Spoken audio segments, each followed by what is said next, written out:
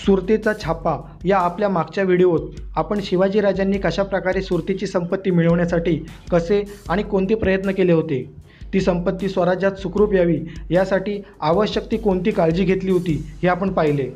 आपल्याला जर सुरतेचा छापा हा व्हिडिओ पाहायचा असेल तर त्याची लिंक डिस्क्रिप्शनमध्ये दिली आहे, आपण तो एकदा अवश्य पाहावा। सुरतेचा छापा या घटनेचा इंग्रजांनी विपर्यास करून शिवरायांना त्यांनी लुटारू, क्रूर, दरोडेखोर असे संबोधले आहे। त्यांच्या या विशेषणात किती तथ्य होते ते आपण इतर जगज्जेत्यांशी तुलना करून पाहूया।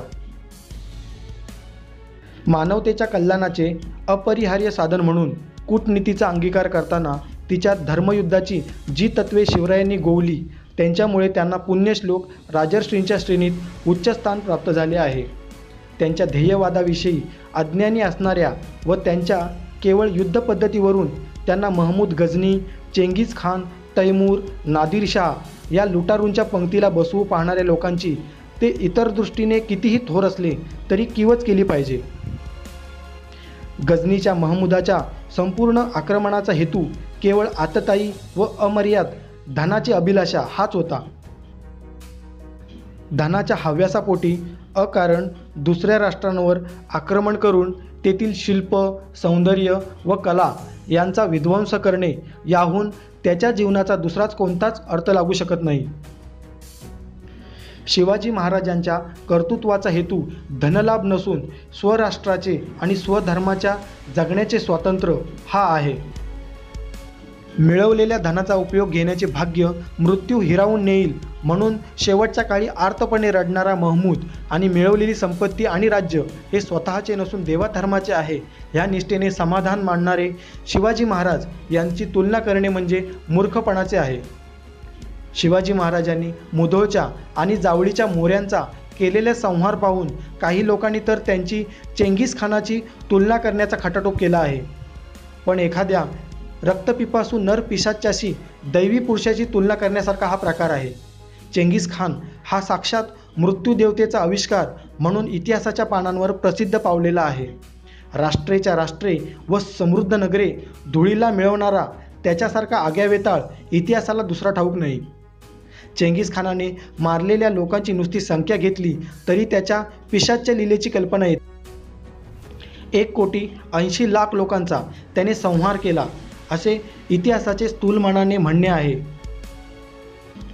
त्याच्याशी तुलना केली तर संहाराच्या दृष्टीनेही शिवाजी महाराज हे केवळ दयेची मूर्ती ठरतील।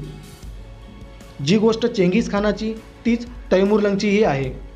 तैमूरच्या दिग्विजयाचा हेतू गुलाम मिळवणे आणि धनलोभ याच्याशिवाय दुसरा कोणताही नव्हता।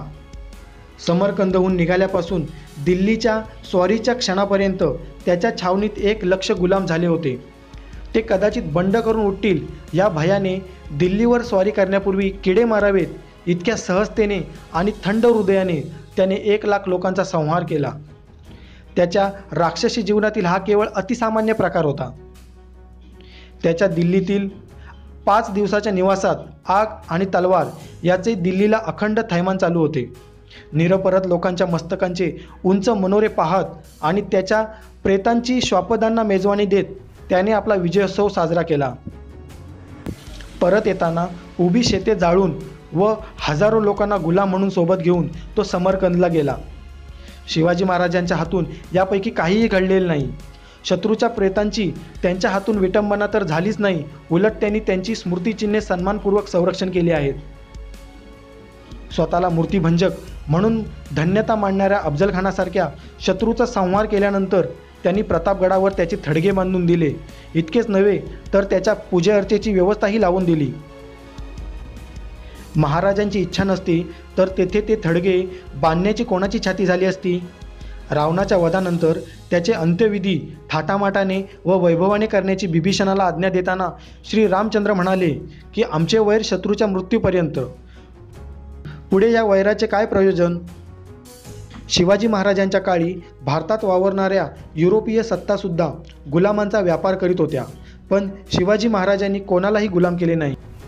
मानवतेचा महामित्र राजा शिवाजी आणि मानवतेचा महाशत्रू तैमूर यांची नावे एकत्र घेणेसुद्धा अदूरदर्शीपणाचे आहे। तीच गोष्ट नादिरशाह व शिवाजी महाराज यांच्या तुलनेसंबंधाचीही आहे. दोघांच्याही जीवनात समान स्वरूपाच्या घटनांचा विचार केला तरी या तुलनेवर उत्कृष्ट प्रकाश पडू शकतो. नादिरशहाने ज्यावेळी दिल्लीवर आक्रमण केले त्यावेळी त्याच्या काही सैनिकांना नागरिकांनी ठार मारले होते. या अत्यंत स्वाभाविक असणाऱ्या छोट्याशा घटनेचा सूड या सुलतानाने कसा घेतला असेल? त्याने या अपराधासाठी पाश्चात्य लेखक फ्रेझर याच्या वर्णनाप्रमाणे 1.5 लाख निरपराध नागरिकांचा बळी घेतला. बलात्कार, वासनापूर्ती, विध्वंस, रक्त आणि आग यांचे साऱ्या दिल्लीभर त्याच्या आज्ञेने तांडव चालू होते. अशीच पण याहूनही वेगळ्या उत्कट स्वरूपाची घटना शिवाजी महाराजांच्या सुरतेच्या स्वारीच्या वेळी घडलेली होती. सुरतेच्या भ्याड सुभेदाराने या स्वारीच्या वेळी शिवाजी महाराजांची हत्या करण्यासाठी एक मारेकरी नियुक्त केला. सुभेदाराच्या वतीने तहाचे बोलणे करण्यासाठी तो त्यांच्या शिबिरात गेला आणि वाटाघाटीचे सोंग चालू असताना त्याने अकस्मात सुरी घेऊन राजांवर प्राणघातक वार केला. पण महाराजांचे अंगरक्षक अत्यंत दक्ष असल्यामुळे त्यांनी सफाईने वार करून त्या मारेकराचा सुरी घेतलेला हातच तोडून टाकला. पण मारेकरी हात तुटलेल्या स्थितीत अंगावर कोसळल्यामुळे त्याच्या रक्ताने मात्र महाराज न्हाऊन निघाले. हाताखालच्या अधिकाऱ्यांना महाराजांचीच हत्या झाली असे वाटले व त्यांनी संतापाच्या भरात पकडलेल्या लोकांना कंठस्नान घालण्याची आज्ञा दिली. त्याप्रमाणे काही मस्तकेही छाटली गेली. पण थोड्याच वेळात महाराज सावरले व त्यांच्या हे ध्यानी येताच त्यांनी तो प्रकार तात्काळ थांबवला. कोणाही निरपराध्याची हत्या होऊ दिली नाही. नादिरशहाच्या पावलांवर पाऊल टाकून त्यांना त्यावेळी जर साऱ्या सुरतेची राखरांगोळी करणे कठीण होते. केवळ काही सैनिकांच्या हत्येसाठी दिल्लीची होळी करणारा नादिरशहा जर महाराजांच्या जागी असता तर सुरतेवर काय प्रसंग ओढवला असता याची कल्पना करणेही कठीण आहे. आशिया खंडातील चेंगीस खान, महमूद गझनी, तैमूरलंग, नादिरशहा इत्यादी जगज्जेत्यांशी शिवाजी महाराजांची तुलना केली तर असे आढळून येईल की हे सारे विजेते लूट, बलात्कार, आक्रमण, अत्याचार, दुसऱ्यांना दास बनवणे आणि बळाने बाटवणे या माणुसकीला काळीमा आणणाऱ्या पिशाच्य वृत्तीच्या चिखलात गळ्यापर्यंत बुडालेले होते. उलट शिवाजी महाराज हे शुद्ध राष्ट्रभक्तीच्या भावनेने रसरसलेले होते. परदास्यातून आपल्या राष्ट्रबंधूंची मुक्तता करणारा स्वातंत्र्य प्रदाता हे आपले स्वरूप शिवाजी महाराजांनी स्वतःच्या कर्तृत्वाने सिद्ध करून दाखवले होते. राष्ट्रभक्तीच्या भावनेने प्रेरित होऊन आपल्या मातृभूमीची परदास्यातून मुक्तता करणारा स्वातंत्र्यवीर महाराज होते. शिवरायांचे औदार्य पाहता शिवरायांची आणि आपण मागे पाहिलेल्या क्रूर जगज्जेत्यांची तुलना होऊच शकत नाही.